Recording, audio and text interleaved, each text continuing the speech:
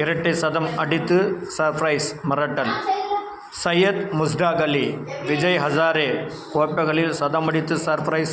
ராஞ்சி டிராஃபியில் இரட்டை சதம் அடித்து அசத்தியுள்ளார். ஹைதராபாத்துக்கு எதிரான ஆட்டத்தில் மும்பைக்காக களமிறங்கிய அவர் 219 பந்துகளில் 227 ரன்கள், 19 பவுன்சர், 9 சிக்சர்ஸ் குவித்துள்ளார். உள்ளூர் போட்டிகளில் ரன் மெஷினாக உள்ள சர்பரைஸ்க்கு மீண்டும் எப்போது சர்வதேச போட்டிகளில் இடம்பெறுவார் என்ற கேள்வி எழுந்துள்ளது.